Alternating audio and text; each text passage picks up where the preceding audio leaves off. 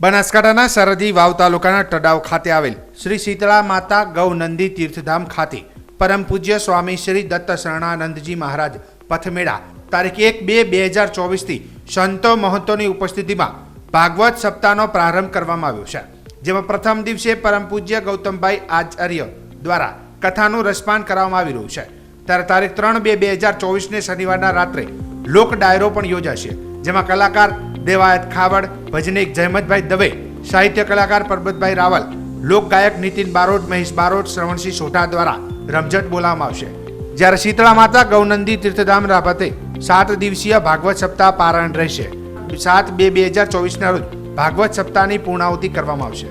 શીતળા માતા ગૌનંદી તીર્થધામ ટડાવ ખાતે તારીખ 1-2-2024 થી 7-2-2024 दिन 7 શ્રીમદ ભાગવત સપ્તાહ પારાયણ કથાનું નંદીની વિકાસ માટે આ વિસ્તારની અંદર કાકરેજી ગાયનું સંવર્ધન થાય।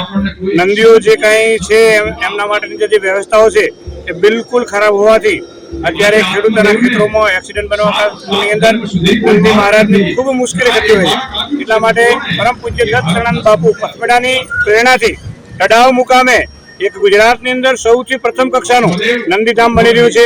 એ નંદીધામના વિકાસ અર્થે ભાગવત સપ્તાહ કથાનું આયોજન કર્યું છે। સૌ ભાવિક ભક્તો અહીં આવે છે, દર્શનાર્થે આવે છે અને પોતાના મનથી ફાળો પણ આપે છે, નંદી મહારાજ માટે પોતાનો ભાવ પણ વ્યક્ત કરે છે।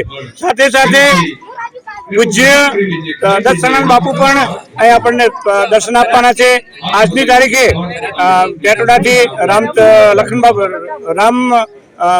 લખન બાપુજી પણ પધાર્યા, રામ રતનજી મહારાજ પધાર્યા, વાપીથી શ્રી અંકિતપુરીજી મહારાજ પણ પધાર્યા, તેમાંથી શ્રી જાનકીદાસ બાપુ પણ પધાર્યા।